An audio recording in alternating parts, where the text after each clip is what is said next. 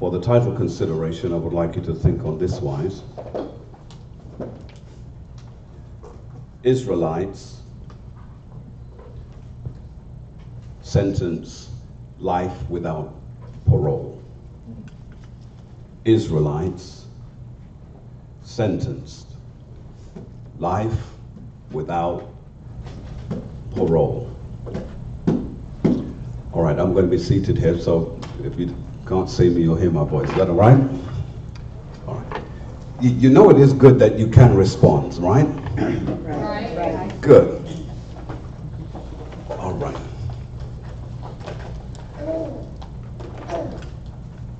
I would like to put a question out to you just before we get started. How many of you understand who you are as far as being an Israelite? You understand? Right. So most of us understand that we are Israelites according to the scriptures. We're not calling ourselves that. This is what the Bible calls us. Also, how many of you also recognize that the Bible that you read was first produced for the Israelites only? Yes.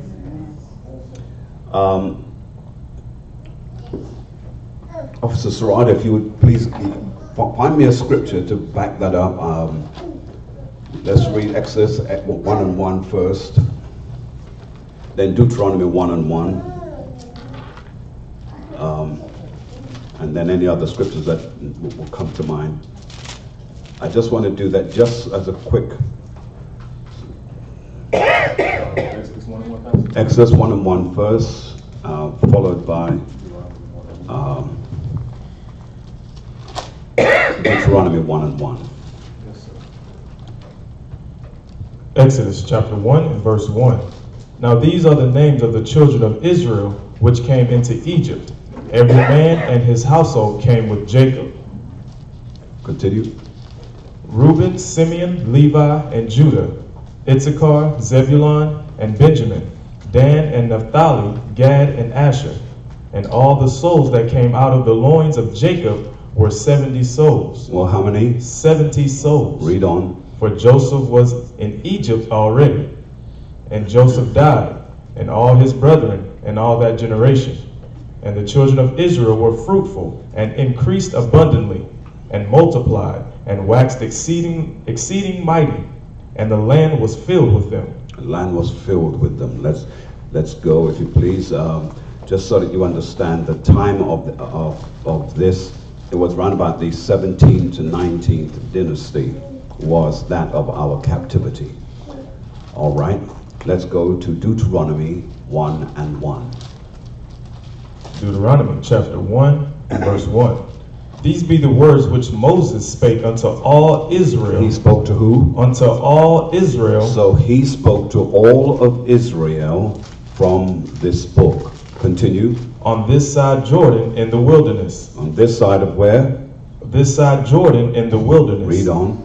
In the plain over against the Red Sea, between Paran and Tophel, and Laban and Hazeroth and Dizahab. Now, when you see that, what I want you to also understand, the precept that links with that is in Deuteronomy 32 and 26. Deuteronomy 32 and 26. Let us read. Deuteronomy chapter 32 and verse 26. I said, I would scatter them into corners. I would make the remembrance of them to cease from among men. So it's telling us that a group of people were scattered throughout the globe to every country because this was part of the fierce anger of the Most High, of God. And he did that in order to punish us. There is no other race in history that reflects the pattern of what is written here in this book. Could you just close that door for me, please? Thank you. And with that in mind, what we must also understand, what it does, it eliminates others who have turned around and said that they are Jews and they are not. That's right. First of all, and I have to put this down because I recognize we have some people in here that may not be fully acquainted. So let's go to Lamentations. I want to deal with the color of what the Jews look like. Just in case someone may be saying, but the Jews are over in Jerusalem right now, and those Jews over in Jerusalem, they don't look like us. But in the book of Lamentations, I think it's 8 and 4, or 4 and 8, one of the two. 4 and 8, okay, let's read. Lamentations chapter 4 and verse 8. Their visage is blacker than a coal. So the Bible tells us that the original Israelites are blacker than coal. Now those scriptures have never been read to us when we were in the so-called Christian church. And so when you understand that, you begin to realize now that someone has been lying or covering up what the real people look like. Now, the Bible also tells us that the world has been given into the hands of the wicked. And we'll find that in Job. All right, when you have it, just read it. Job chapter 9 and verse 24. The earth is given into the hand of the wicked. So it tells us the earth has been given into the hands of the wicked. Read. He covereth the faces of the judges thereof. So notice what he has done. He has gone out of his way to cover the faces of those who are the original judges. Now, hold that. Just run over, if you please, to Isaiah chapter 1, and I think it's 26. Let's read something there. Because if they have covered up what the original judges look like, then we have to see what is he going to do about that in the future. Let's go. Isaiah chapter 1 and verse 26. And I will restore thy judges. There it is. So he knows that the judges were painted over. Because in our original Bibles, or scriptures as we called it back in the day, the scriptures also had paintings of the different patriarchs and prophets. We did not, back in those days of antiquity, we did not have what is called photography cameras and labs. We didn't have any of those things. So what we had was the skills of men's artistry to paint. So when they realized that there were manuscripts that showed what the original prophets and patriarchs looked like, as we read, go back to Job, and let's read what it says again. Job chapter 9 and verse 24. The earth is given into the hand of the wicked. The hand of the wicked, go on. He covered the faces of the judges thereof. So he has painted over the faces of the judges, so no one will know what the original judges, i.e. the Israelites, look like. Go on. If not, where and who is he? And it's saying, well, if it's not those people, then where is he and who is he? Now we know who we are because the scriptures has brought us to a place where we have awoken. So go back, if you please, to Isaiah chapter 1, and let's finish verse 26. Isaiah chapter 1 and verse 26. And I will restore thy judges as at the first. See, as at the first, so that no one's going to have anything misled or misconstrued. Read on. And thy counselors as at the beginning. And the counselors will be as in the beginning. These are the ones who are going to be in leadership in the kingdom of the Most High. Read. Afterward thou shalt be called the city of righteousness. And our city will be called the city of righteousness. Go on. The faithful city. The faithful city. Now, for those of you that are still a little bit confused, let's help that out. Then we're going to go into the lesson. Ezekiel 37.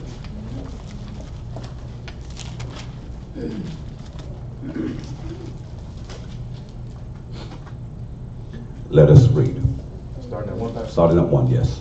Ezekiel chapter 37 and verse 1. The hand of the Lord was upon me, and carried me out in the spirit of the Lord. So this man was asleep, and the Most High took him into the spirit realm and carried him by way of a vision so that he would see something that others had not seen. Read on.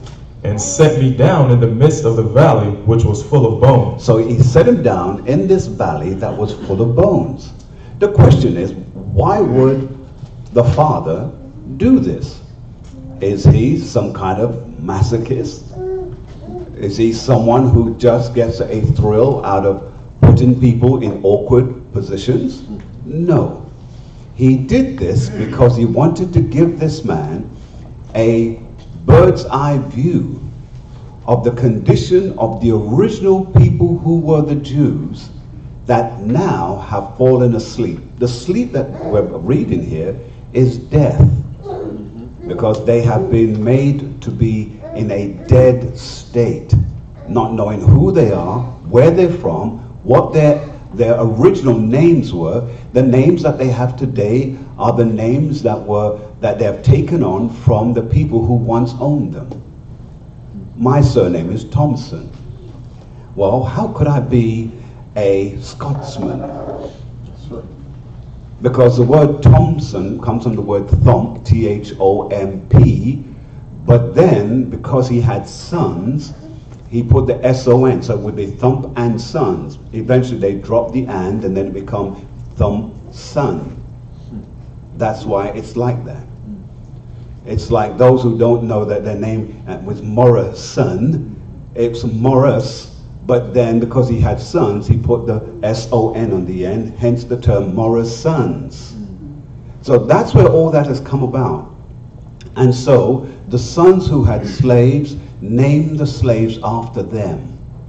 Then within the sector of where their slavery was, the individuals chose names that were likened to their masters to name their sons and their daughters. And that's how we ended up with names like Tony, Terrence, Sue, Elizabeth. That's how we ended up, because we took the names that were familiar to us from those that were around us. However, some of our people were very smart, because even though they named some of our children after the names of others, something in their spirit directed them to call their daughter Elizabeth, because Elizabeth is a biblical name. Isn't that something? So it's even though others have been trying to tear you away from your past and your history, deep down in the DNA of your spirit, there's still something that attaches you that calls out to, that's the name that I want. So you are connected to your past.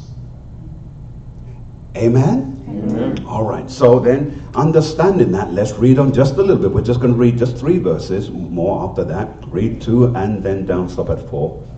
Verse 2, and caused me to pass by them round about. So walked around them, read. And behold, there were very many in the open valley. In other words, there's lots of us in this valley. The valley is all over the world.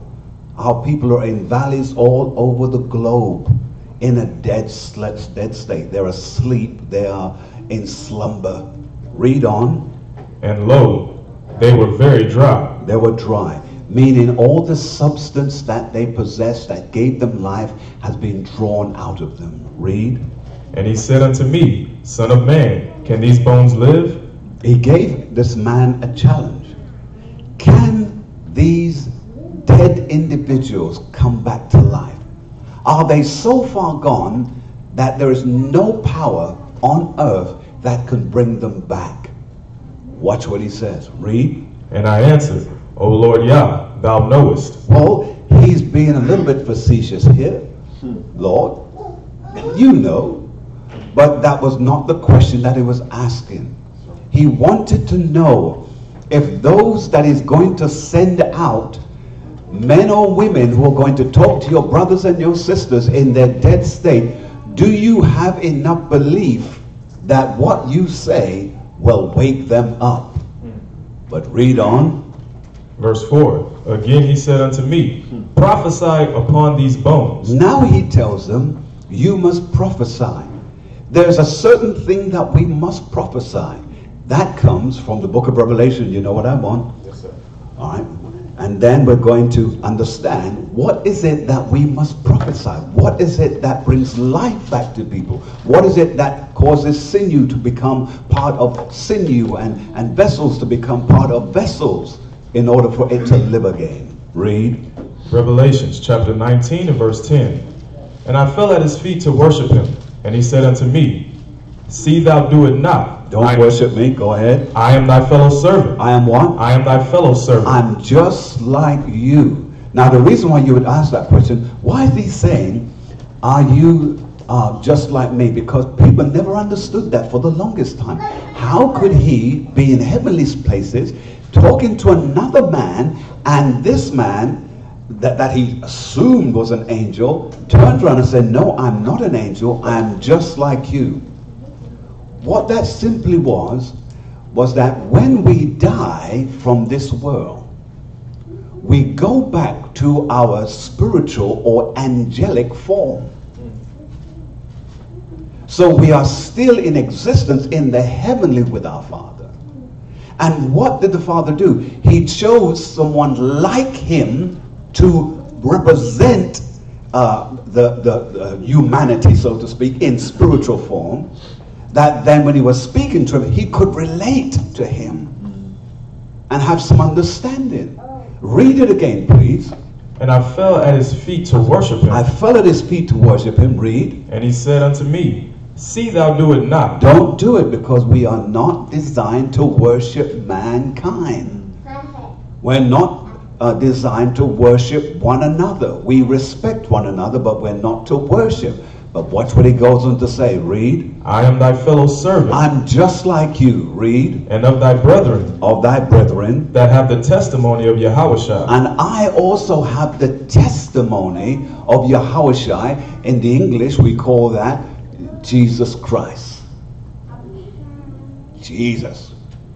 And let's read it again.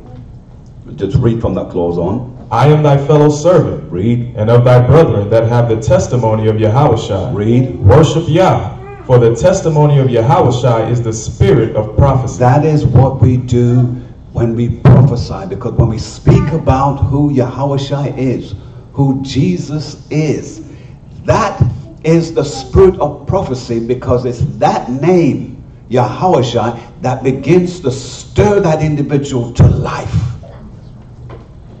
We don't come in no other name but in the name of he who died for us.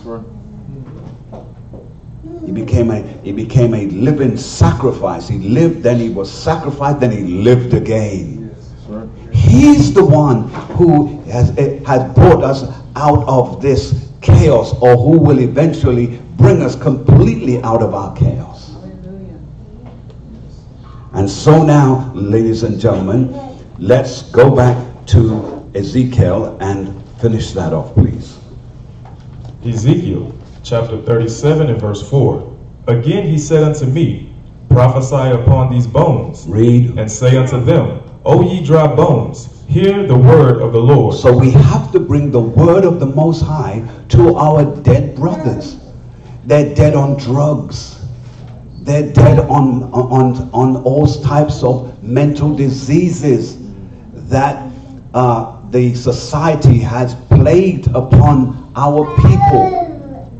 We have Planned Parenthood in all of our communities. We have Christianity being bombarded into our brain. And some of my brethren would be upset, oh, he's speaking against Christianity. But Christianity does not save us. I know it's hard to hear. In fact, you most probably, if you know me, you're going to be going off calling 6 or 7 people to say, I heard Pastor Thompson, he was sacrilegious. But what you must understand, Christianity is a made-up word. Watch it. I'm not speaking about Christian, I'm speaking about Christianity. That's made up. The word is made up very much the same way as we make up the word democracy. Same thing. But then let's finish this up. Let's read again. Let's read the next verse, please. Verse 5. Thus saith the Lord Yah unto these bones, Behold, I will cause breath to enter into you. He will cause breath. The breath meaning the Holy Spirit. The Holy Spirit comes by way of the law of the Lord is perfect. Let's go there. Let's quickly run there. Yes, sir. When you have it, begin to read. Psalms chapter 19 and verse 7. The law of the Lord is perfect, converting the soul. It does what? Converting the soul. It converts my mind. It converts my spirit. Read. The testimony of the Lord is sure. And then I have a testimony that is sure because I'm talking about who I was. In other words, I once was lost, but now I'm found. I can testify of his redeeming grace. Read on. Making wise the simple. And even though I started off simple-minded, now, because of this word, I somehow feel like I know more than I ought to know. Let's go back and read Ezekiel 37, verse 5. Ezekiel chapter 37 and verse 5. Thus saith the Lord Yah unto these bones, Behold, I will cause breath to enter into you, and ye shall live. And ye shall what? And ye shall live. And you shall live. That's what we're out there trying to do. That's what we're here trying to do. Cause our people to live. That's right. We've suffered enough. We've died enough. We've been set back, pushed back, stood upon, broken, beaten, chained, hung. Oh, how many more things have we had happen to us? All because of a color of a skin? And the joke is, the people who would do that to you are the people who want to be you, and you very foolishly want to be them. That's right. Yes. Au contraire, my brothers and sisters, it is time for us to recognize who we are. We have been bought with a price. And it was the price that no man could pay, but one man. He happened to be the Son of the Most High. Glory be to his name. Yes. Now to go into the lesson for today. Israelites sentenced to life without parole. Let's go, if you please, now to the book of Genesis chapter 2.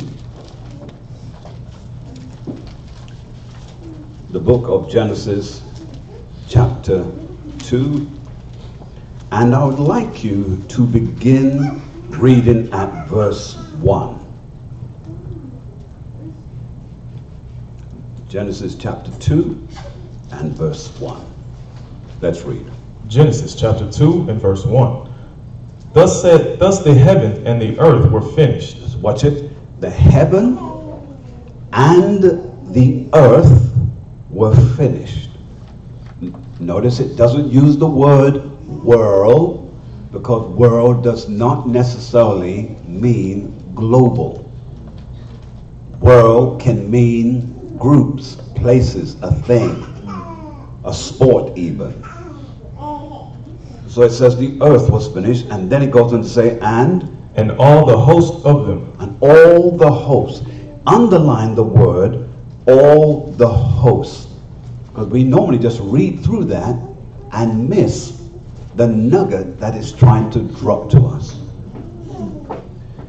Then it says, next verse, read for me please. Verse 2.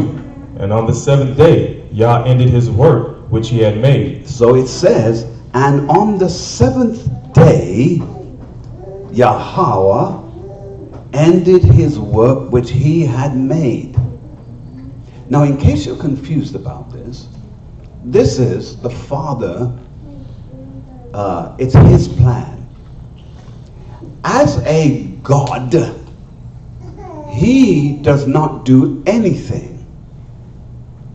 He elects his Son, and the Son elects the angels, and they carry out the creative work. Now, many have tried to give us a science fiction view of this, where the Father blinks his eyes and everything starts to go into place. Well, the reason why that is foolishness is because you are then dealing with what's known as instantaneousness. And things must have a progression of taking its course. If you mix concrete has to be given time, because in its powdery form, with added of water or then any other colorations you wish to put into it, you have to give it time for it to set, to cure, good word. And so then, if that is then the case when man is making something, are you telling me you're better than the Most High? He knows that things need time to come together to fit itself into the creative plan and pattern that he alone has set and he alone had in his spirit and his vision and his heart before anything that was called mankind ever came onto the surface. And so the angels got to work with his son. And they began to ensure that things, when they were made, they held their course. The very sun and moon would never move out of place, because once they were told to stay there, they stay there. And so it is with all that he has created. He makes them so that they understand who they are and they operate under the orders that was given to them. But sadly,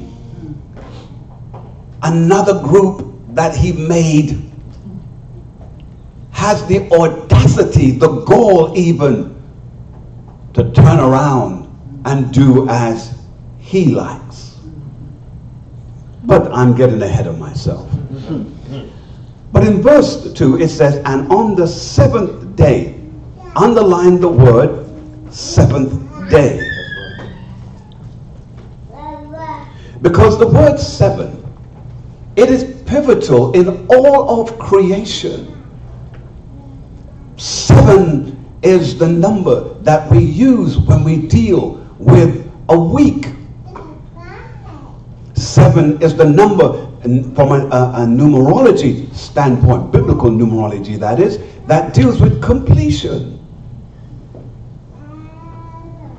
How many 7s make 49? Let's see if anyone math students in here. 7. And then once you've got to 49, then you have to then go into, you start to go into a rest mode to get into the 50 that takes us into what? 50 means what? Jubilee. So knowing that he brings us these numbers that can help us to understand creation better, we've been reading over it and missing something. 7. And then we got the nerve to look at someone when they're born on the 13th. Oh, that's unlucky. Yeah. I don't know about you. I mean, I don't believe in luck, incidentally. Right. But if I had to use that term, I'm the luckiest person on earth. Because I was born on the 13th. And I was born on Friday the 13th too. So if you're going to make something negative, for goodness sake, go to the author of it. Because the author of my date and birth tells me it's all right.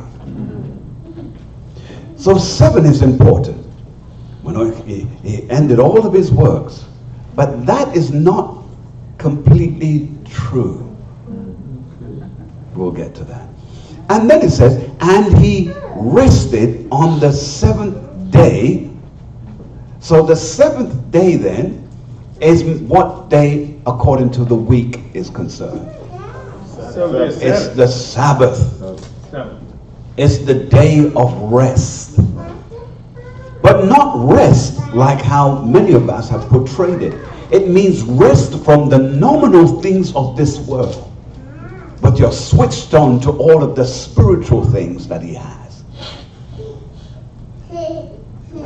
From all his works which he had made.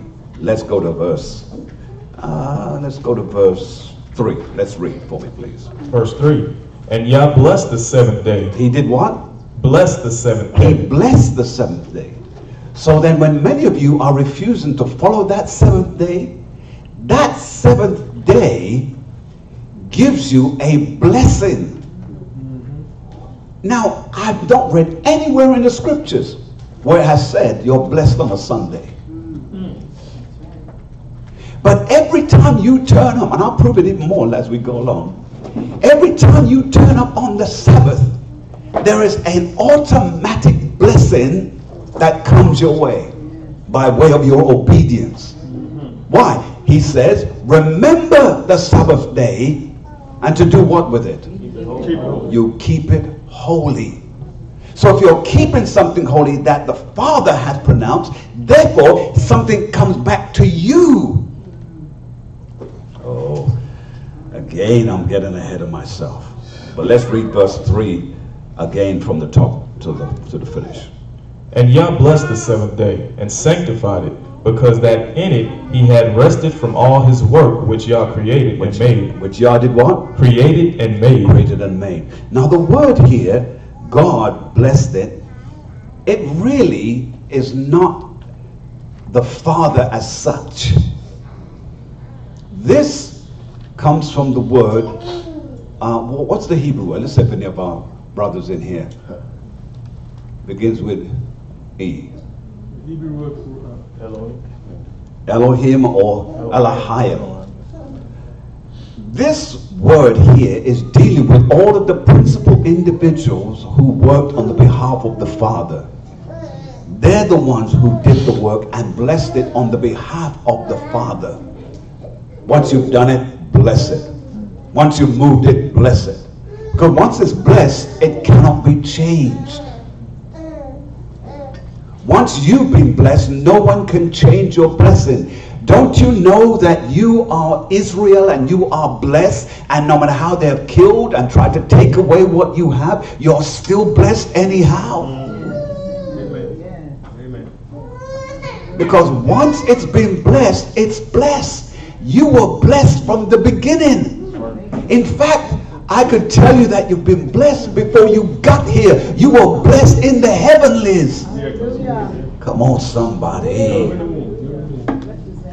Now, watch this. Let's go, if you please, to Matthew chapter 13 and verse 10. Matthew chapter 13 and verse 10. Matthew chapter 13 and verse 10.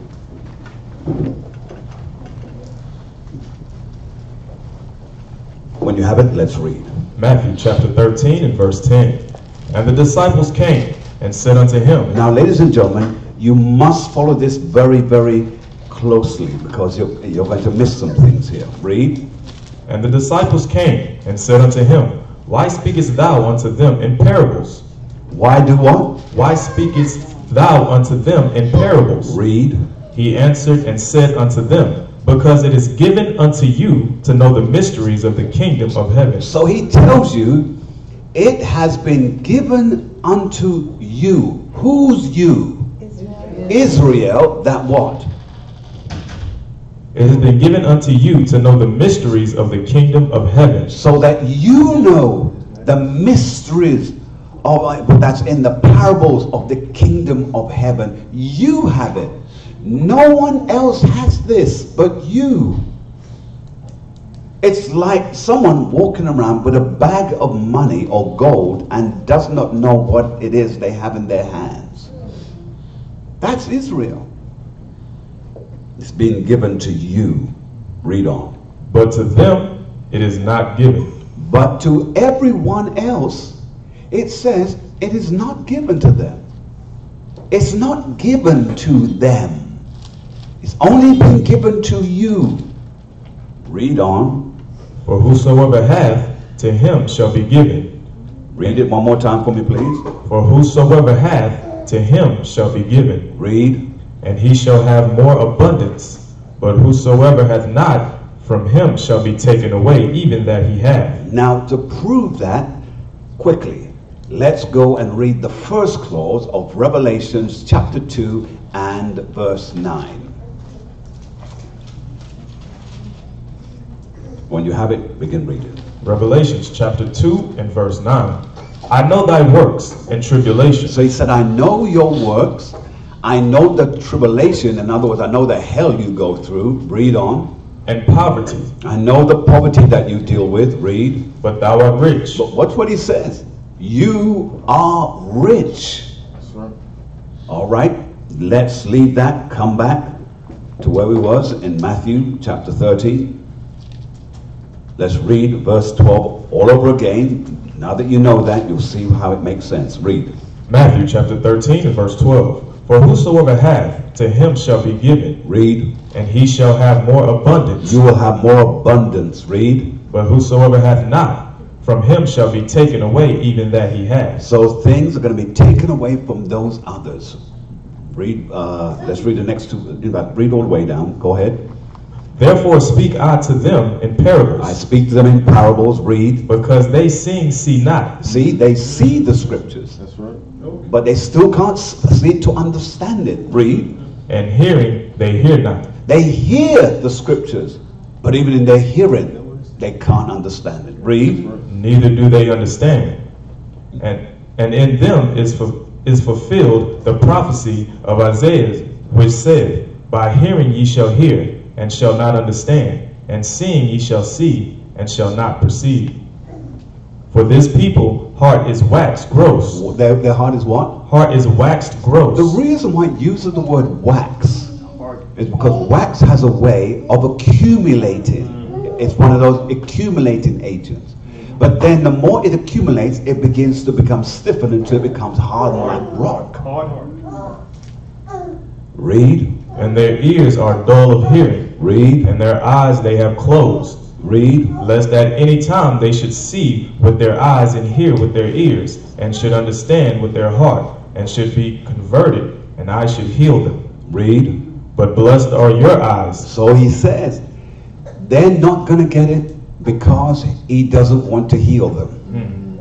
That's what the last verse was basically saying. But then he comes on to dealing with us, and then he says what? But blessed are your eyes. So your eyes are blessed. Read. For they see, and your ears, for they hear. Read. For verily I say unto you, that many prophets and righteous men have desired to see those things which ye see, and have not seen them, and to hear those things which ye hear, and have not heard them. In other words, you are the generation that will see things and hear things that our previous ancestral bloodline did not hear or see. You're the ones who's going to experience it in this age, in this time, because you're in the final age of everything taking place. Scripture being fulfilled before your eyes. Listen, if our forefathers could come back from the grave and they could see aeroplanes, I'm just talking about an aeroplane right now, flying in the sky, they would say, look at those chariots, and these people are taking it for granted, and we do. Look at those people driving those cars. It doesn't have a horse in front of it, but it still goes mighty fast, and we take it for granted, and we do. Because all of the miracles that the Most High has brought into existence here, we take it all nonchalantly. Back in the days when Star Trek first began and they had the flip-up phones, or flip-up communicators they called it, and it seemed so far-fetched back then. When we were children, we used to get matchboxes and tie together with some elastic band and try to flip that thing up. And we try to create our own little laser, and we make the noise. Bzzz. Come on, you need to fall down. Because we wanted to be in that realm of all of that technology. Look at what he has done. He has done that. But they didn't understand that was him fulfilling his word. Read the last verse again of 17, and please bear in mind what it says about our forefathers. Read. Matthew chapter 13 and verse 17. For verily I say unto you, that many prophets and righteous men have desired to see those things which ye see. See? They desired to see it. These inventions, these things that we take for granted. Read. And have not seen them. And have not seen them. A man in a nuclear submarine can stay under the sea for months. Isn't that crazy? But they didn't see it. Read on. And to hear those things which ye hear, and have not heard them. And have not heard them. Let's go back to Genesis, if you please. Genesis, all right, when you're there. So Genesis chapter 2, and what verse were we on? Verse 4. Yes, sir. Genesis chapter 2 and verse 4. These are the generations of the heavens and of the earth. Now, watch it. I don't mean to interrupt, but watch it now. It said, these are the generations of what did you say, sir? Of the heavens and of the earth. Now, underline it. Because again, these are words we take for granted and we miss. Go back to verse 1 of same chapter. Genesis chapter 2 and verse 1. Thus the heavens and the earth were finished. The heaven and the earth were finished. Watch it now. Read. And all the host of them. And all the host of them. All right? All the things that were created. Let's go back to verse 4. Read it again. Genesis chapter 2 and verse 4. These are the generations of the heavens and of the earth when they were created. Were created. Now, there's a word there that comes to us. It's called the word Tolida. Tolida. Towledah. Tolida. Now, you will find that in some of your word search, they will drop the E. Some of them will drop also the L and the E and just bring you to the word Toda. That's not what you're looking for. The L must be there. If the E is not there, that's okay, but the L must be there. Now that word means record. Because everything that has been made, there is a heavenly record on it. Everything. Every child that was born, there's a record on them. Because it tells us these are the generations of the heavens and the earth. Meaning where were we first created, by the way? Were we created down here? Or in heaven? So it makes it very clear, these are the generation of heavens and the earth. Because eventually what's in heaven eventually comes from the spirit realm into what? Into the earth. That's how we got here. But then when we read on now, let's read what it says. In the day that the Lord Yah made the earth and the heavens. In the day. Now the word day there is not put there accidentally. It's put there on purpose because it's letting you know the time frame that took place for this to happen. The time frame for that, you will find that in 2 Peter chapter 3 and verse 8. 2 Peter chapter 3 and verse 8. All right? So when you're there, let me know. Begin reading. 2 Peter chapter 3 and verse 8.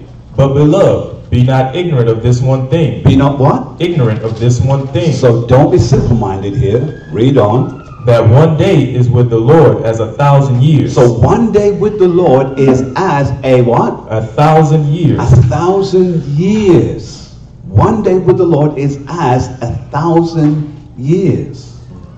Read on. And 1,000 years as one day. 1,000 years as one day. Let's go back to Genesis chapter 2 and verse 4. Read it again from the top. Genesis chapter 2 and verse 4. These are the generations of the heavens and of the earth when they were created, in the day that the Lord Yah made the earth. In the 1,000 years that the Lord made the earth. Read on. And the heavens. And the heavens. There's a scripture that comes to mind. I'm not sure. Matthew 22. Matthew 22 and 29. Just tell me what that says. You do err not knowing the scriptures. That's correct. That's the one I want. That's it. Good. Matthew chapter 22 and verse 29. Yahushua answered and said unto them, Ye do err, not knowing the scriptures. Not knowing the scriptures. That's part of the reasons why we've been in a state of ignorance. The scriptures, we're meant to know it. We already read where it said that these parables, these are being given to us only, but not to them. So read it again from the top. Matthew chapter 22 and verse 29. Yahushua answered and said unto them, Ye do err, not knowing the scriptures, nor the power of Yah. Nor the power of the Most High. All right. From there, what I want you to do is go to the book of Job, chapter 5. I want to take you somewhere. Job, chapter 5. When you're there, say I'm there. And we're going to begin at verse 17. Let's begin. Job chapter 5 and verse 17. Behold, happy is the man whom Yah correcteth. Watch it now. It says, happy is the man that the Father up above correcteth. I am right in saying that, right? ETH is at the end. Yes, sir. So that means then we are all going to be in continual correcting. None of us are perfect. We mess up. We do when we should do right, we do wrong. When we should keep our mouth shut, we open it up. We just a mess. So he says he's going to correct us. The seventh day represents a time where his people have gone into or will go into incarceration. Now let me explain that, because some of you are thinking, well, yeah, we went into incarceration when we were with the Egyptians. No, that's captivity. Incarceration I'm speaking about is because when man sinned, there was a death sentence put on him.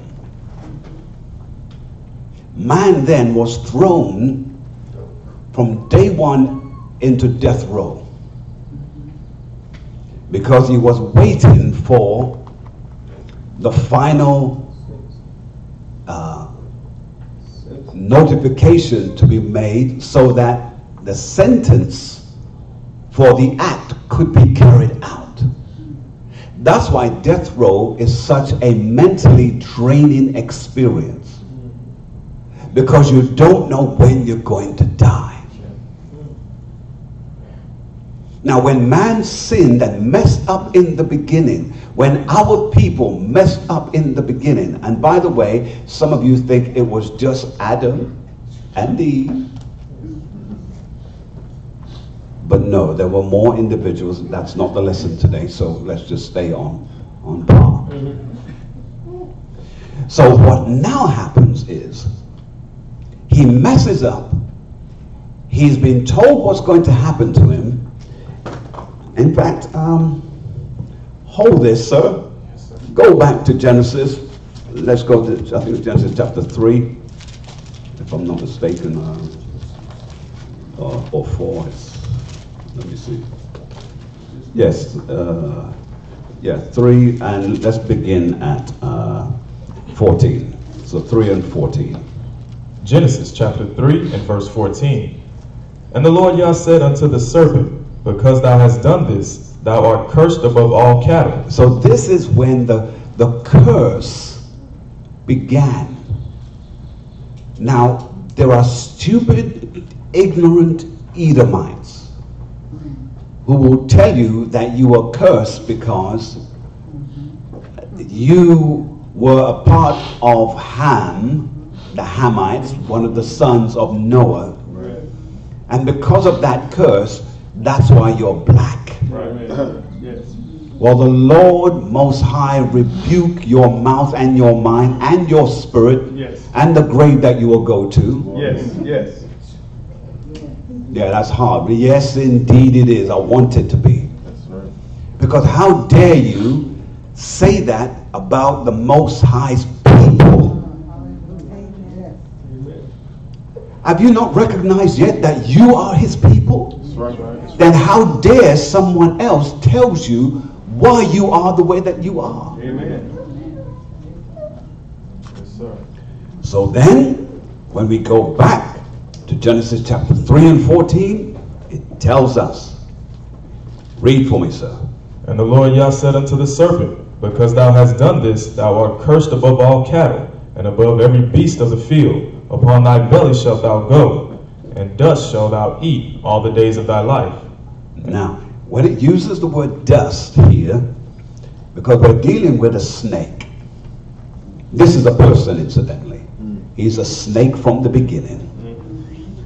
In the book of Revelation, he turns into a dragon. He just got fat on eating the dust of the Israelites. Because the dust here refers to our flesh. Dust thou art, dust shall you return. He's been eating a whole lot of dust. A whole lot of our people he's been eating, killing, destroying, and he then turned into a great fat dragon. So now it tells us that the latter clause, read from it, and the dust, and dust. And dust shalt thou eat all the days of thy life. Read. And I will put enmity between thee and the woman, and between thy seed and her seed. It shall bruise thy head, and thou shalt bruise his heel. Read. Unto the woman he said, I will greatly multiply thy sorrow and thy conception. In sorrow thou shalt bring forth children, and thy desire shall be to thy husband, and he shall rule over thee. Read. And unto Adam he said, because thou hast hearkened unto the voice of thy wife, and hast eaten of the tree of which I commanded thee, saying, thou shalt not eat of it. Cursed is the ground for thy sake. Read. In sorrow shalt thou eat of it all the days of thy life. Read. Thorns also and thistles shall it bring forth to thee, and thou shalt eat the herb of the field. Read. In the sweat of thy face shalt thou eat bread, till thou return unto the ground. For out of it was thou taken, for dust thou art, and unto dust shalt thou return. So now you see that man has been cursed from the beginning. Incidentally, it is not every man that was cursed. It was only a select group. Are you with me so far? Yes. Because there were three groups of men that were made. There were the sons of God. There was the sons of who? Tell me. Sons of men, sons of women. Sons of men. And then the third group was who? The sons of the wicked. Three groups of men that were made in the beginning, according to the scriptures, according to your Bible. Now, here we begin to see then that he begins to turn things around. So let's go back to Job, if you please. And let's go back and read verse 17. Job chapter 5 and verse 17. Behold, happy is the man whom Yah correcteth. So when you go into prison, what do they call it? Well done. Correction institution. Yeah. So when we read verse 17 again, read it for me, please. Job chapter 5 and verse 17. Behold, happy is the man whom Yah correcteth. Who correcteth? So we go into a correctional facility. Ours is the globe that the Most High made for us. It started off as paradise and ended up as prison. And then it says, read. Therefore, despise not thou the chastening of the Almighty. When he comes to chasten you, to whip you into place, don't get upset about it. The purpose is to get you to be the man, the woman that he has dreamt that you could be. Yes. That's what he wants you to be, but in your own way, you can't get there because you don't know how to get there. So he's saying that there's going to be some chastening, some chastising, and there are situations in life that will do that to you. I know I've had my fair share. I don't like getting whipping. Come on, don't look at me like you enjoy it. I don't like it. Don't like When we were young, we used to run and hide under the bed. You see, you're way too quiet in here because you act like you ain't never got a good whipping. All right. And then it goes on to say, For he maketh sore. for he does what? For he maketh sore. Read. And bindeth up. And he binds us up. So the sore things in your life, the sore things in your flesh, he said he makes that happen, but he will bind it up. Read. He woundeth, and his hands make whole. He woundeth, and his hand makes yet it whole. Read. He shall deliver thee in 6 troubles. Watch it, watch it, watch it. That word 6 troubles, underline it. We read past it all the time, but it's important. 6 trouble. The word 6 trouble here means a 6th age, a 6,000 years. That's what it's pointing to. And then it goes on to say, read. Yea, in 7 there shall no evil touch thee. But in the 7th, Yes. no evil shall touch thee. Why? It's a blessed day. Because it's a blessed day. You're right with me, brother. That's it. That's what I'm talking about. Because it's a time of rest. The wicked shall cease from troubling my soul. It's a time of rest. That's why I said that even though he said, and he rested, it was not a literal rest from the people. It was a literal rest from the things that he made for the people. But the people still need work according to the scriptures here. Is that not right? That's right. Then it goes on to say, read. In famine he shall redeem thee from death. In famine shall he do what? Redeem thee from death. Read. And in war from the power of the sword. And in war from the power of the sword, he says. Read that to verse 20 again. Read it for me, please.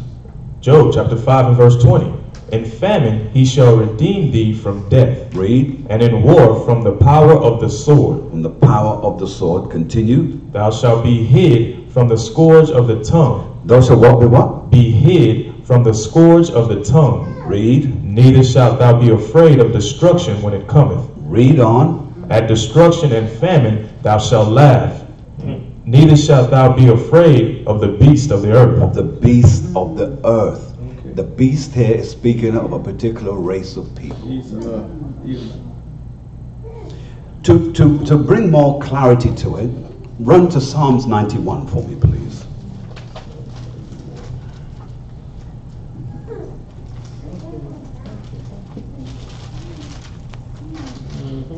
First. Then begin reading. Psalms chapter 91 verse 1. He that dwelleth in the secret place of the Most High shall abide under the shadow of the Almighty. So it's telling you, in order for you to resist the things that you've just been reading in the book of Job, he's saying that he that dwelleth continues to dwell in the secret place of the Most High shall abide under the shadow of the Almighty. Why? In the secret place, you've got to get into this word. I don't want to get into breaking that up too much at this point. I just want to just give a direction. Secret place. Every time you come out on the Sabbath, what place are you in? In the secret place. I'm just trying to get you to understand that. That secret place is a place that the enemy cannot do you any harm, because it says the secret place of the Most High, and shall abide, and never continue to live under what? the shadow of the Almighty. The shadow. Who can find you when you're under the shadow of the Almighty? Do you really think you can find me when I'm underneath that? It's like a shadow that you've never seen before. It has no beginning, has no end, but once it's on you, you're covered. Let me do what the Christian church says. Turn to your neighbor and say, you're covered. You're covered, you're covered, you're covered. You're covered. Read on. Verse 2. I will say of the Lord, He is my refuge. He is my what? He is my refuge. He's my refuge. A refuge is a place where you have protection. Read on. And my fortress. He's my fortress. He's impregnable. Read. My Yah. In Him will I trust. And I will trust Him. Read on. Surely He shall deliver thee from the snare of the fowler and from the noisome pestilence. So He said He will deliver you from the snares of what? The fowler. Of the fowler. And when we read back in Job, it said, in famine He shall redeem thee from death, and in war from the power of the sword. And then it said, thou shalt be hid from the scourge of the tongue. So go back now. Let's read the verse that you just read. Read it again. Psalms chapter 91 and verse 3. Surely He shall deliver thee from the snare of the fowler. Read. And from the noisome pestilence. Go on. He shall cover thee with His feathers. Read. And under His wings shalt thou trust. Go on. His truth shall be thy shield and buckler. Read. Thou shalt not be afraid for the terror by night, nor for the arrow that flieth by day. Read. Nor the pestilence that walketh in darkness, nor for the destruction that wasteth at noonday. Read. 1,000 shall fall at thy side. You will see 1,000 fall at your side. In that day when the nuclear missiles will come, because whether you believe it or not, World War III is around the corner. Yes. Working on it now. It's around the corner. So He says, 1,000 shall fall at thy side. Read. And 10,000 at thy right hand. Read. But it shall not come nigh thee. But nothing is going to come nigh you. Now, how will it not come nigh you? Because if you've been blessed, if you've been overshadowed by the word of the Most High, you're going to be covered. If not, you're by yourself. Then read what it says. It reads, Only with thine eyes. only with your eyes, read. Shalt thou behold and see the reward of the wicked. So you're going to see the reward of the wicked. It tells us that the reward of the wicked is destruction. What a gift. It's a gift that keeps on giving. Hallelujah. That's right. Go on, read. Verse 9. Because thou hast made the Lord, which is my refuge, even the Most High, thy habitation. See, because you've made Him, the Lord, thy refuge, even the Most High, your habitation. And it makes it more clearer in the next verse, because habitation is where you live. But verse 10, watch what it says about dwelling. Go ahead. There shall no evil befall thee, neither shall any plague come nigh thy dwelling. Come nigh your dwelling.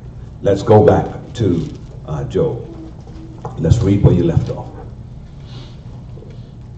Job chapter 5 and verse 23. For thou shalt be in league with the stones of the field, and the beasts of the field shall be at peace with thee.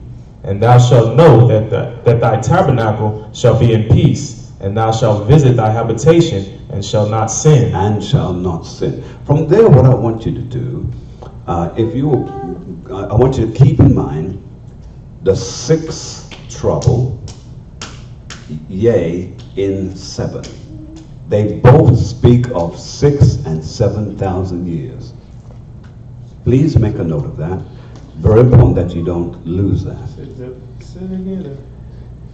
But back in verse 19, it says, Ye shall deliver thee in 6 troubles, yea, in 7, meaning even unto 7.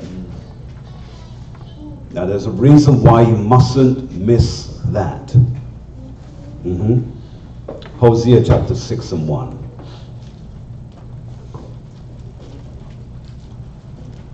Hosea chapter 6 and verse 1.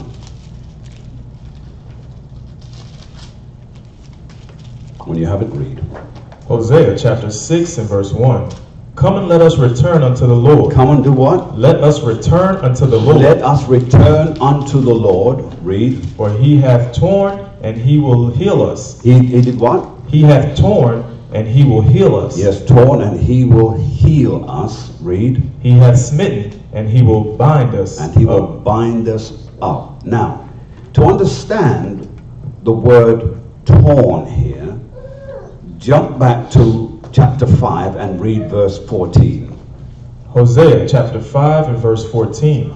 For I will be unto Ephraim as a lion. Be what? Unto Ephraim as a lion. As a lion. Read. And as a young lion to the house of Judah. Read. I, even I, will tear and go away. I will take away, and none shall rescue him. So he's letting you know that the Father is going to rip you apart. The scripture lets us know that he's going to destroy us. You say, well, why would a loving God do that to someone that he loves? Well, because the sin that we have involved ourselves in, the stubbornness that we have shown, the stiff-neckedness that we have, that we continually display, he's tired of it. So he's going to show you the fury of his anger. And he says he's going to be like a lion, and he's going to tear, and then he will go away. Let's make it a little bit more clear. Let's go to Deuteronomy 28 and 64, please.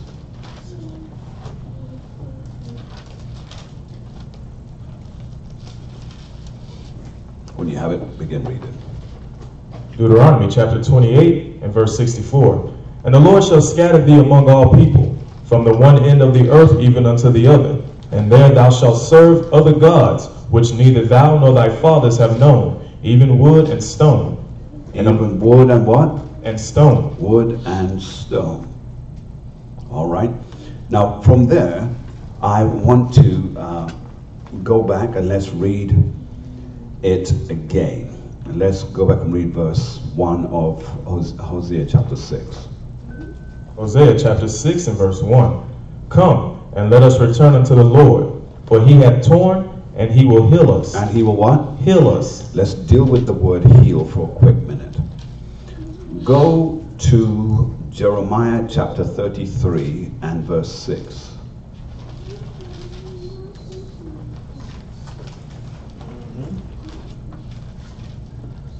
When you have it, let's begin reading. Jeremiah chapter 33 and verse 6. Behold, I will bring it health and cure, and I will cure them, and will reveal unto them the abundance of peace and truth. Read that one more time. Behold, I will bring it health and cure, and I will cure them, and will reveal unto them the abundance of peace and truth. The abundance of what? Peace and truth. Peace and truth. Read on. And I will cause the captivity of Judah and the captivity of Israel to return, and will build them as at the first. So he's going to do what to us?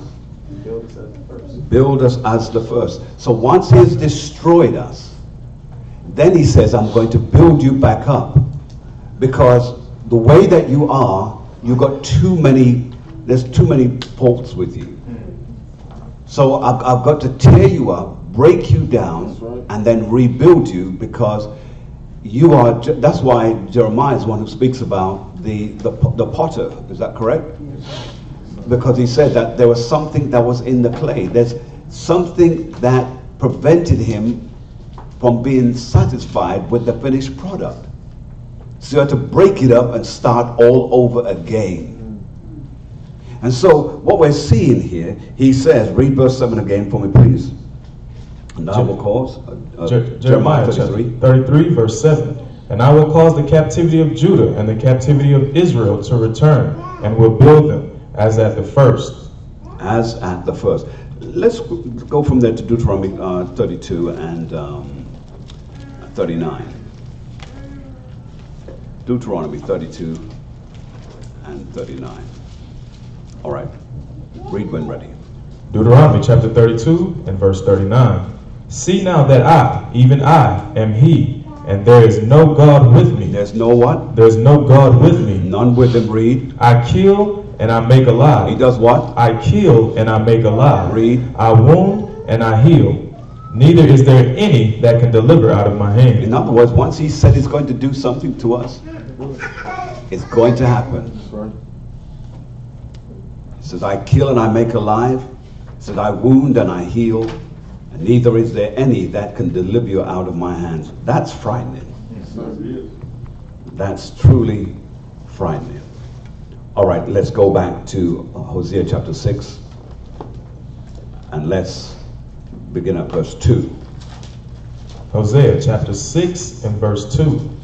After 2 days will he revive us. In the third day he will raise us up, and we shall live in his sight. All right. Quickly, not everyone needs to go there. I want you to quickly go back to 2 Peter chapter 3 and 8. Just read that real quick.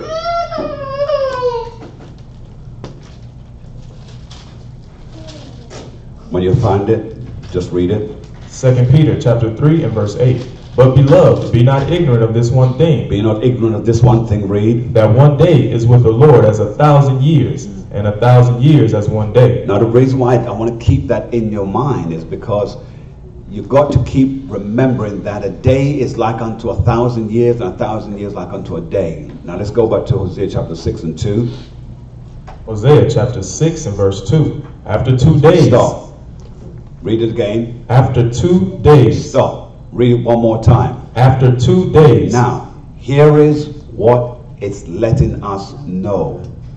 The 2 days is speaking of 2,000 years. Got that? 2,000 years. Then it goes on to say, read.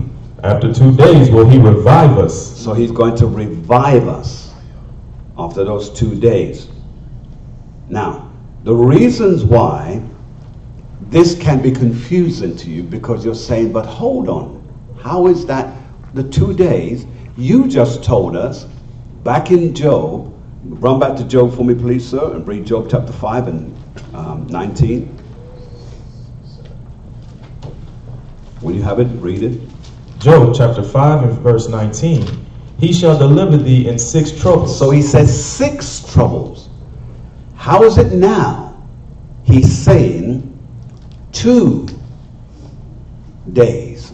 The 6 troubles means 6,000 years. And then he says, yea, in 7 there shall no evil touch thee. and 7 no evil shall touch you. Now you've made me confused. Let me help you. Go back to Hosea chapter 6 verse 2. Now the only way that you will understand this, you have to understand the timeline. Follow me. Your attention. 4,000 years from creation, Hosea is speaking at this particular time. Because he came and was on the field before Yahushua came.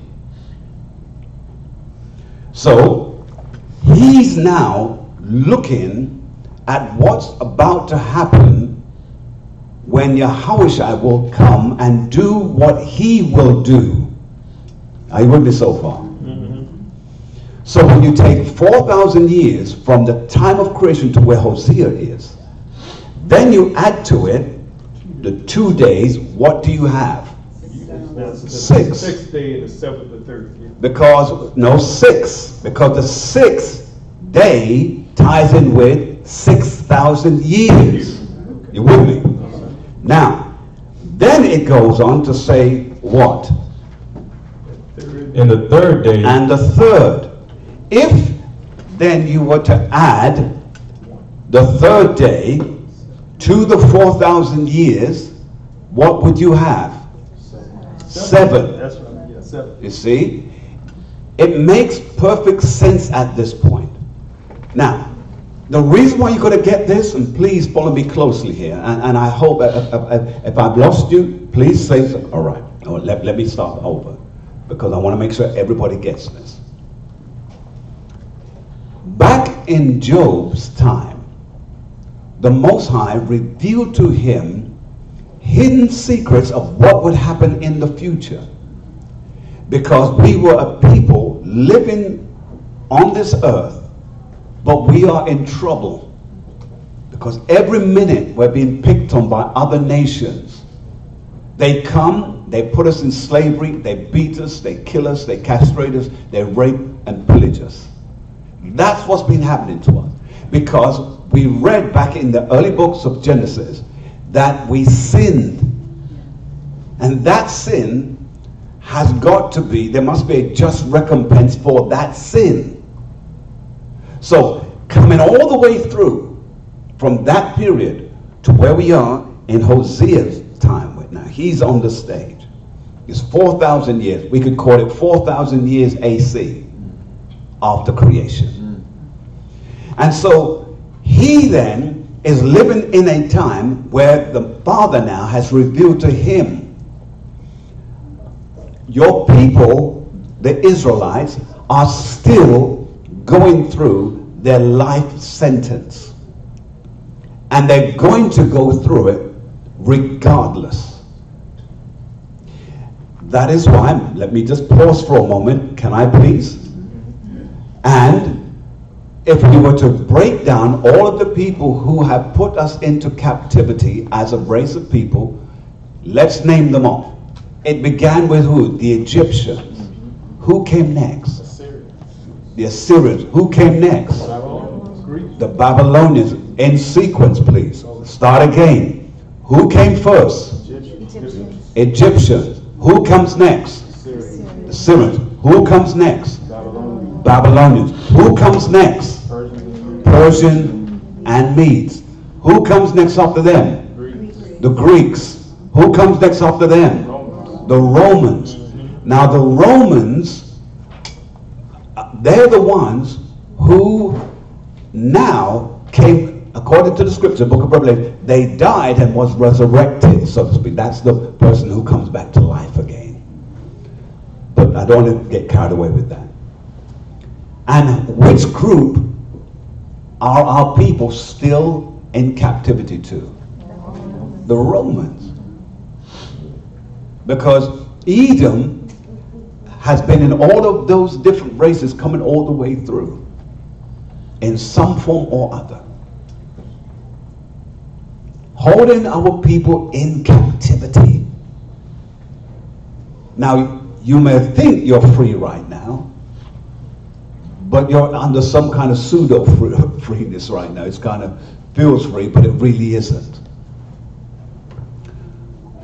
Back in the book of Hosea now, 4,000 years after creation, the Most High shows him that I'm going to show you another 2 days that's going to come when I'm going to make some of the people get a reprieve.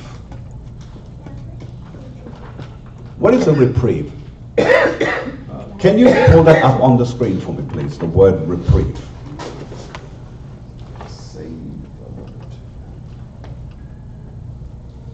Let's see what it says.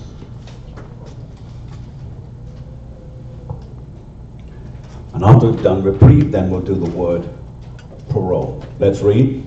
Reprieve, verb. Cancel or postpone the punishment of someone, especially someone condemned to death.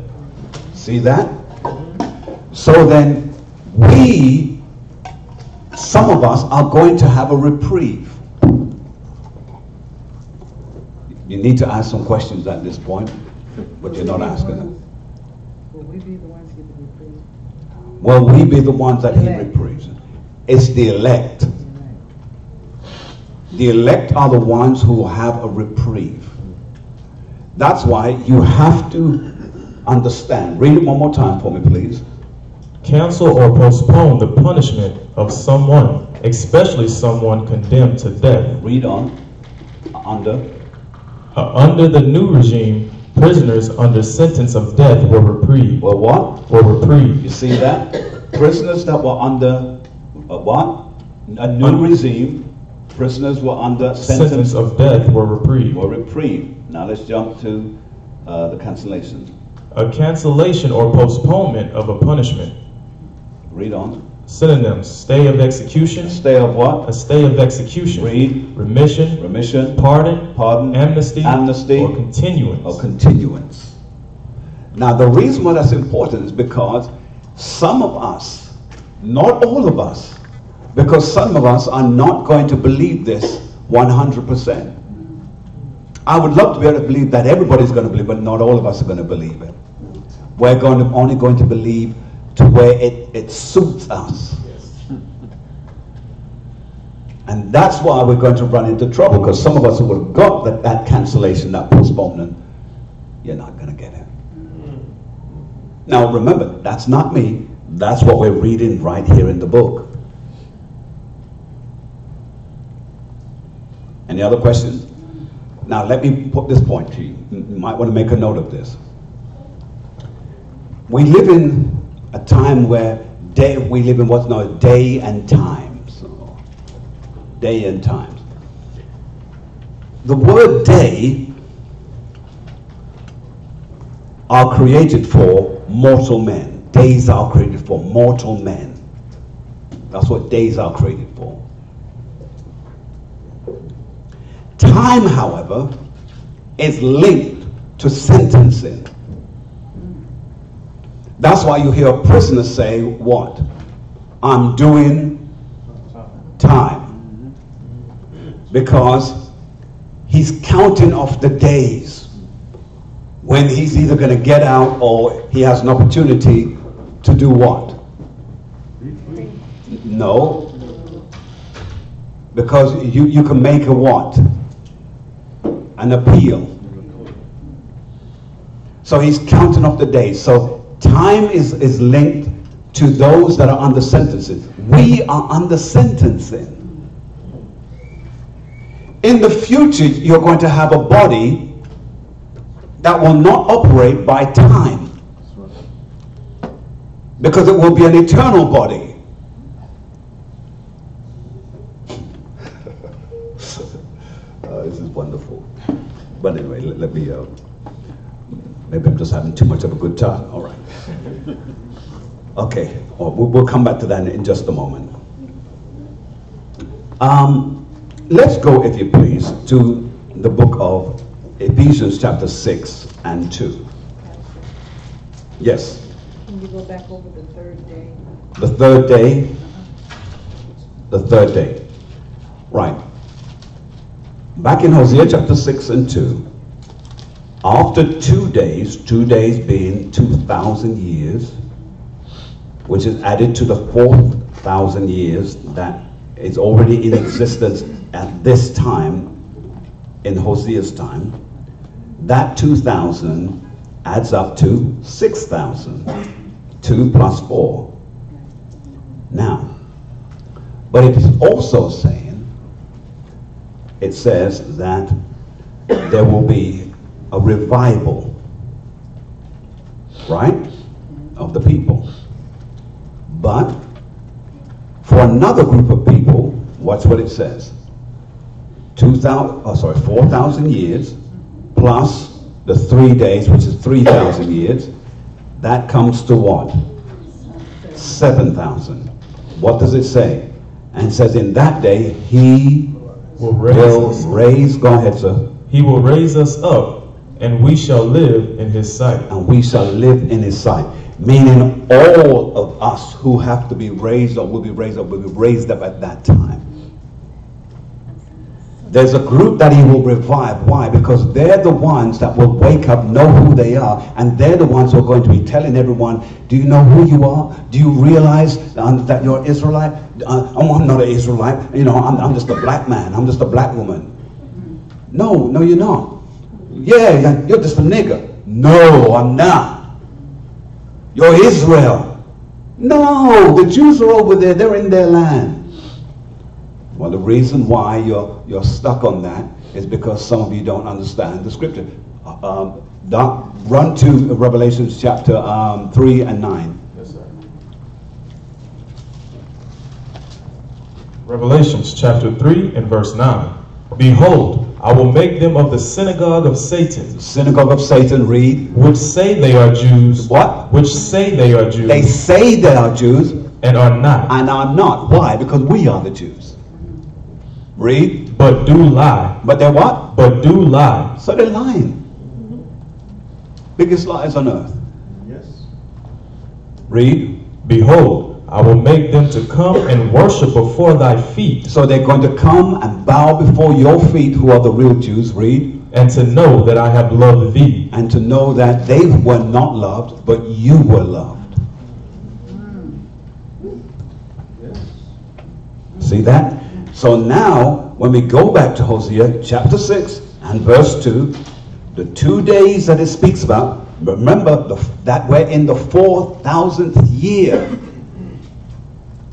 That 4,000 years is important that you don't miss that, because then when you add the 2,000 years to it, you get 6,000, which brings us to what it says, and will revive us. And those that are not revived, who are not part of that elect group, but who are the rest of Israel, they now will be in the 7,000 years. So you now add the 3 to the 4, which gives you 7. And in their period it says, read it for me please, sir. In the third day he will raise us up, and we shall live in his sight. And we shall live in his sight. Make sense to you now, man? Okay, very good. Now, the reason why it's important that you get it, because it's no point me going ahead and you don't get it, because the scriptures are to be understood. That's right, sir. And what many times we do, we get stuck in our own vanity, and we want to, well, I know what it means. No, it's not about what you know. Others must know. That's right. So that third day is Ezekiel. Is the third day, well, you see, now you're jumping ahead down. All right, but that's good still. All right. Let's go, if you please, to the Ephesians chapter 6 and 2. Ephesians chapter 6 and verse 2. Let's read. Honor thy father and mother. Do what? Honor thy father and mother. You must honor your father and your mother. Read. Which is the first commandment with promise. Which is the first commandment with promise. In other words, if you honor your father and your mother, the scripture says, you are going to do what? If you own them, your life would be. All right, hold it. Read it again for me, please, sir. Thank you. Honor thy father and mother, which is the first commandment. It's the first commandment. Read. With promise. With promise. There's a promise that comes with that honoring your mother and your father. There's a promise that comes with it. You know, I'm a big man, I'm a big woman, I don't need it. Yes, you do. You honor your mother and your father until the day they die. You don't stop doing it. You may not like everything they say, but you must honor them. That's what the book tells us. In fact, quickly, let's take it for Exodus 20. Exodus 20 and 12. Oh, so did you read 3? Did you read verse 3? No, sir. Oh, go back and read verse 3, because I want to cover that. Ephesians chapter 6 and verse 3. That it may be well with That thee. it may what? It may be well with thee. It may be well with you. Continue. And thou mayest live long on the earth. Oh, so you live long because of your honoring of your father and your mother. Wow. Didn't know that. Yes, sir. The law gives you life. Yeah. Let's go to Exodus chapter 20 and 12. Exodus chapter 20 and verse 12. Honor thy father and thy mother. Honor thy what? Thy father and thy mother. And you notice it tells you in what sequence you're meant to honor. Read. That thy days may be long upon the land which the Lord thy Yah giveth thee. Wow.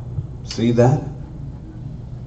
Now this is also speaking prophetically, because in the kingdom, when children are born, that law will still be in existence, because they will be eternal creatures, because they're going to be living long. And remember, they will come into the law will be in us, so they will be birthed in law. Glory. It's powerful. And let's not get carried away with that. All right, so let's go to Daniel chapter 4 and 10. Daniel chapter 4 and 10.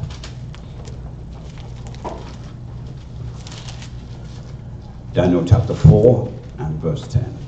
Now this gets a little bit sticky, but stay with me, please. Go ahead. Daniel chapter 4 verse 10.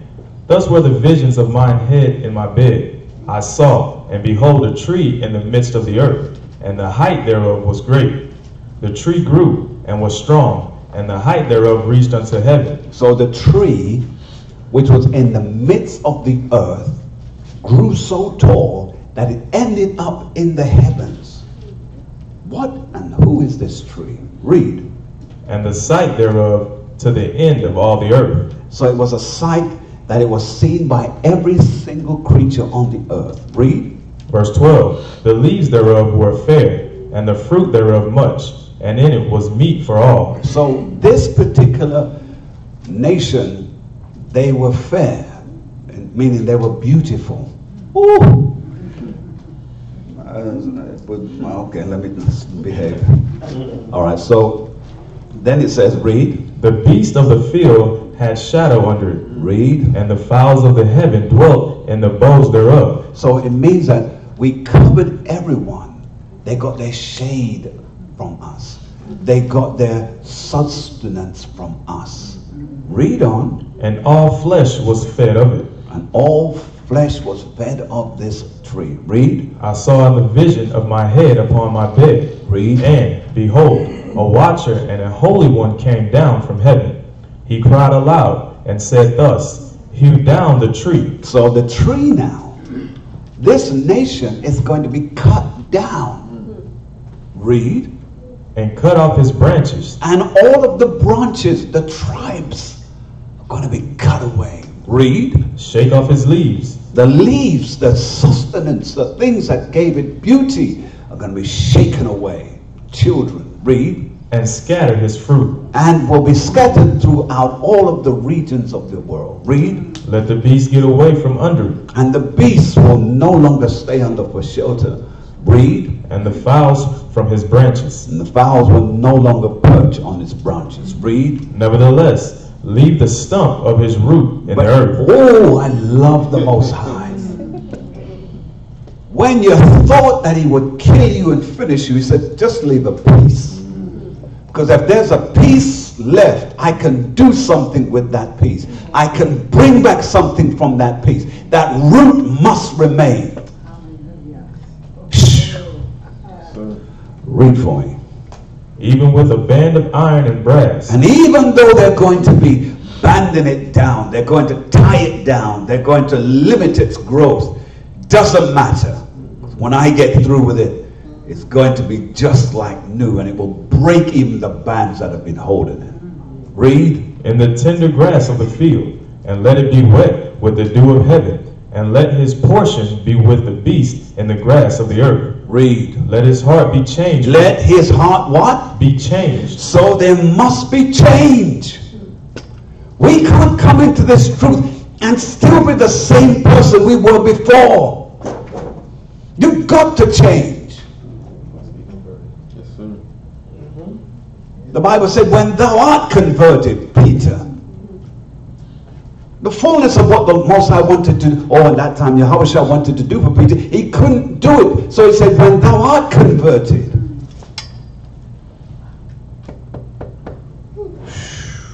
Read. Verse 16. Let his heart be changed from man's, and let a beast's heart be given unto him, and let 7 times pass over him. 7 what? 7 times pass over him. 7 times pass over him. Glory to the Most High. Wow. Come up with 7, yeah, came with 7. Yeah. Just hit me with 2 Peter's 2 and 12. 2 Peter's 2 and 12. 2 Peter chapter 2 and verse 12. But these, as natural brute beasts, Read. made to be taken and destroyed, speak evil of the things that they understand not, and shall utterly perish in their own corruption. See? So when we allow ourselves to become bestial, brutish people, which we are at the moment, because we can get really nasty to our own people. And we're such a funny race of people, you know that? We will want to kill one of our own people so easily. But we'll have second thoughts about killing someone else of another year. I don't get that. Look, help me. I don't get that. Why would you want to destroy your own? But that's how we are. The Most High made us that way. According to, that was one of the curses in Deuteronomy 28. Now, I think it's 28. Was it 58 or 48? I'm not sure. Let me just find that. Anyone who knows it, just shout it out, because I need to. Deuteronomy 28. 54. Deuteronomy chapter 28 and verse 54. So that the man that is tender among you and very delicate, his eye shall be evil toward his brother. To what? Toward his brother. Read. And toward his wife of his bosom. And toward the remnant of his children which he shall leave. Wow. See that? Right, staying in Daniel, read verse 17. Daniel chapter 4 and verse 17. This matter is by the decree of the watchers, and the demand by the word of the holy ones. By the word of what? The holy ones. Read. To the intent that the living may know that the Most High ruleth in the kingdom of men, and giveth it to whomsoever he will, and setteth up over it the beast of men. See that? So even Nebuchadnezzar, he was an Edomite, but he used him to become king of the earth. Because he's letting you know that he can make whom he chooses to be in power. All right, from there, let's go to Matthew chapter, no time for that. Let's run back to Job real quick. Job 5 and 19. Just, let's see what the time is. No, the time is eluding us. Go to 2nd Ezra, and then we'll start to wind down. 2nd Ezra. 2nd Ezra 7. And begin at verse 26.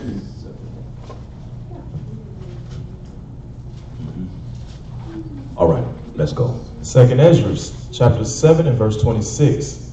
Behold, the time shall come that these tokens which I have told thee shall come to pass, and the bride shall appear, and she coming forth shall be seen, that now is withdrawn from the earth.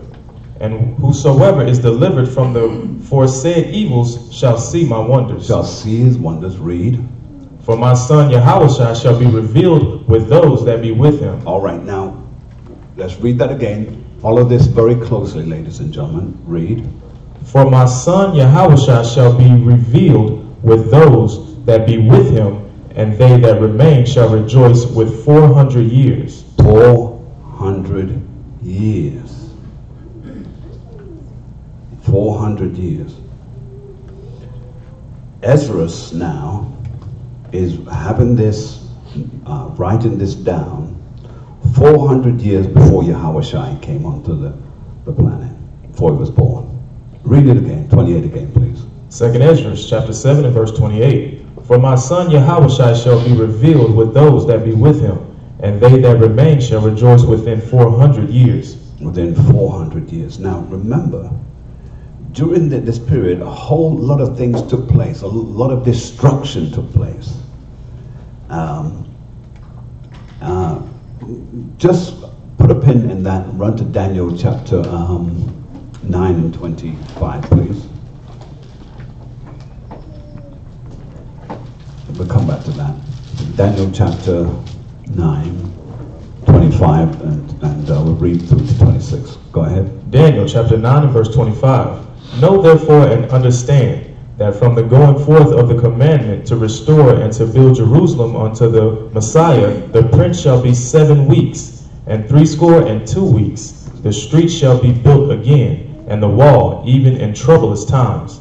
And after 62 weeks shall Messiah be cut off, but not for himself. And the people of the prince that shall come shall destroy the city and the sanctuary, and the end thereof shall be with a flood. And unto the end of the war, desolations are determined.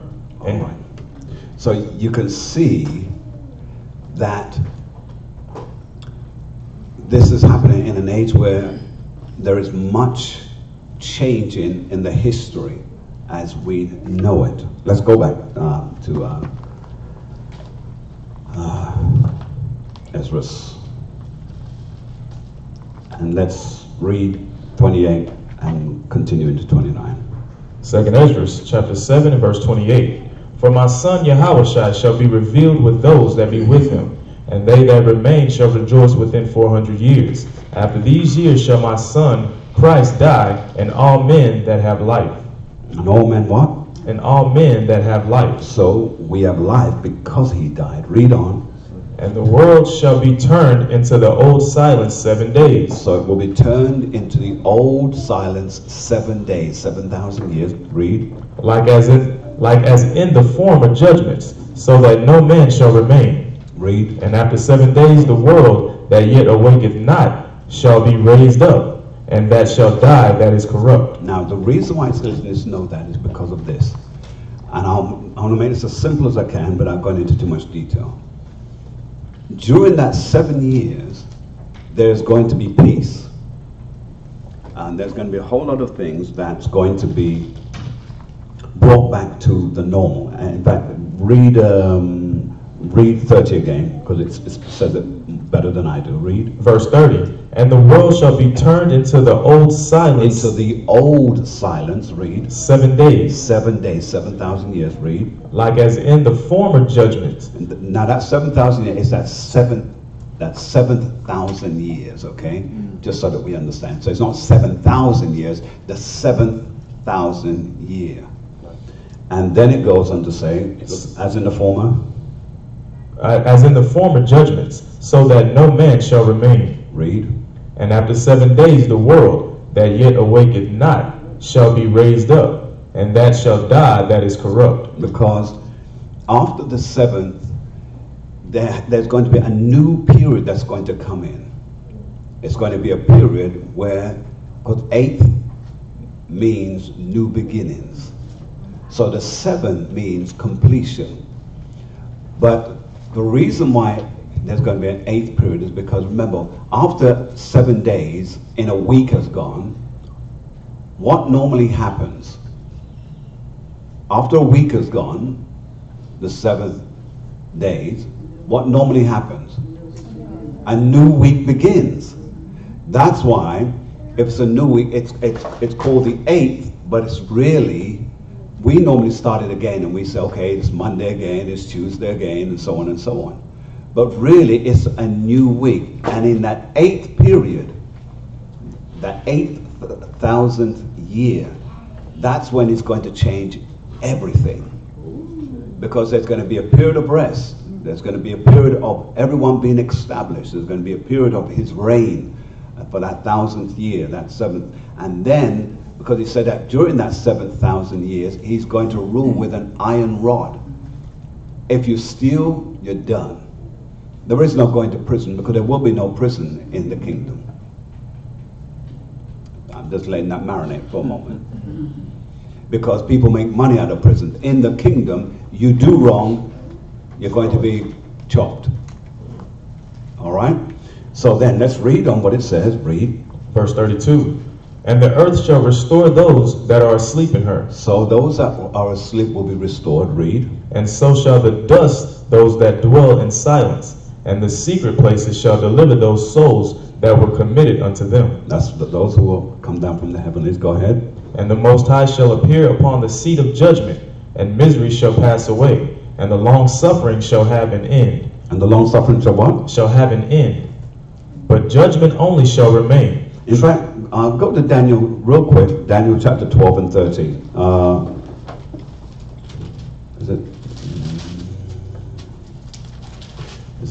13. Let me just check. But go that way to the end. Say again? But go that way to the end, for thou shalt rest. Yeah. I'm thinking people. Yeah. Read 12, 1 to 3. Daniel chapter 12, verse 1. And at that time shall Michael stand up, the great prince, which standeth for the children of thy people. And there shall be a time of trouble, such as never was since there was a nation, even to that same time. Read. And at that time thy people shall be delivered, every one that shall be found written in the book. There it is. So, we're going to be delivered if we're found what? Written in the book. Read. And many of them that sleep in the dust of the earth shall awake, some to everlasting life, and some to shame and everlasting contempt. Shame meaning, and this is only speaking about Israel, because some of our people will wake up to realize they didn't follow the law as they should, so they're going to be made to feel shame. They're not going to, you're not going to wake up and think, oh, well, I'm here anyway. No, you're going to feel the shame because you did not follow the law as you should have. Read it again for me, sir. Daniel chapter 12 and verse 2. And many of them that sleep in the dust of the earth shall awake, some to everlasting life, and some to shame and everlasting contempt. And they that be wise shall shine as the brightness of the firmament, and they that turn many to righteousness as the stars forever and ever. See, that's the key. Read verse 3 again.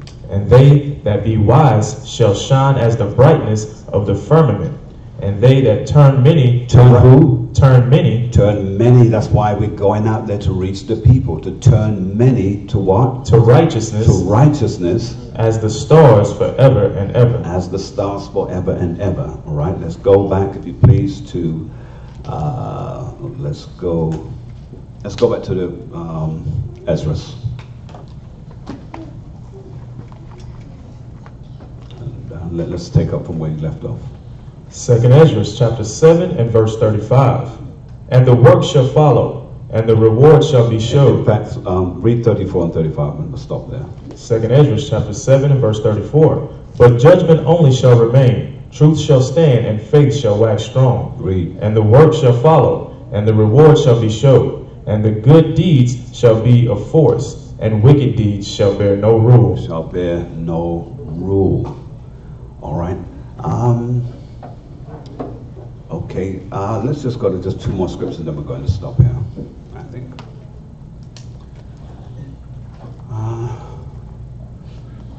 Any questions so far? So that if anyone has any questions? Good? Good so far. Any questions? All right, okay. Let's read John 14 and 26. Let's just run by there just for a quick minute.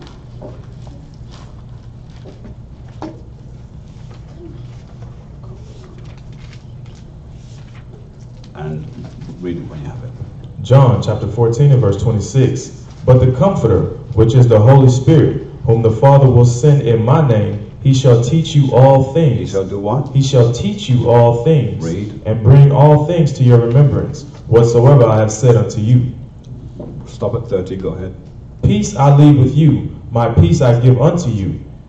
Not as the world giveth, give I unto you. Let not your heart be troubled, neither let it be afraid. Ye have heard now, I said unto you, I go away, and come again unto you. If ye loved me, ye would rejoice, because I said, I go unto the Father, for my Father is greater than I. And now I have told you before it come to pass, that, when it is come to pass, ye might believe. Hereafter I will not talk much with you, for the prince of this world cometh, and hath nothing in me. All right. We're just going to end with this scripture from 2nd Ezra chapter 2. We'll start at verse 20. These are the things that we should be doing whilst we are here now, whilst we are engaged in the truth. Now, let's read. 2nd Ezra chapter 2 and verse 20.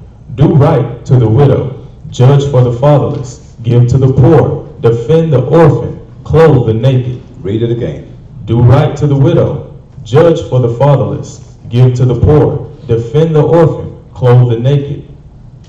Continue. Heal the broken and the weak. Laugh not a lame man to scorn. Defend the maimed, and let the blind man come into the sight of my clearness. Read. Keep the old and young within thy walls.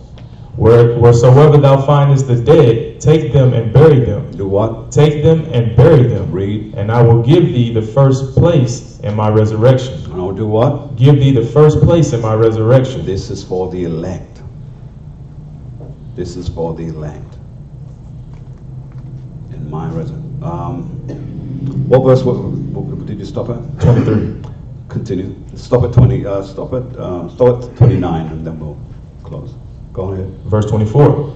Abide still, O my people, and take thy rest, for thy quietness shall come. Nourish thy children, O thou good nurse. Establish their feet. As for the servants whom I have given thee, there shall not one of them perish, for I will require them from among thy number. Be not weary, for when the day of trouble and heaviness cometh, others shall weep and be sorrowful, but thou shalt be merry and have abundance. The heathen shall envy thee. The heathen shall what? The heathen shall envy thee. So that time is coming. It's here now, but go ahead, read. But they shall be able to do nothing against thee, saith the Lord. Read. My hand shall cover thee, so that thy children shall not see hell. Shall not what? See hell. See hell. Salah. All right. Okay. I think we need to stop there. It's a heavy subject, so again, I don't want to jump into Revelations otherwise. I think we've caused brain damage at this point. So, at least you understand basically that we are still under sentencing. Yes, sir. And we are still in prison. We've got locked down in our bodies because the body that we possess currently, it is a prison. The bodies that he has for us in the kingdom will be a body that the scripture says it will run and never grow weary. You will run at the speeds of horses. You will leap into the air like eagles. You will climb walls, let's say like Spider-Man. But the scripture tells us that you're going to have a body that is like no other, because you will be like a God to the nations on earth, according to the scriptures. So it's a very, very powerful lesson, and we are going through our sentencing, and our time of reprieve is coming if we so heed the word. All right. Any questions from anyone, both here or online? We'll take those questions now, and then we'll get ready to move forward. Any questions from anyone?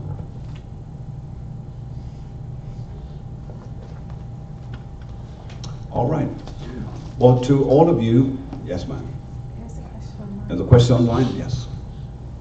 I'll just read it. Yes. What is your biblical view on when is a couple married, before or after consummation? How does the Hebrew faith marry? There is nothing in the Bible stating vows, written document, or ceremony to be performed before a couple are married. Do you honor Texas common law marriage? All right, that's a whole nother subject. I thought it was going to be a question based on the lesson. I will say this: read the book of Tobit. Read the book of Tobit.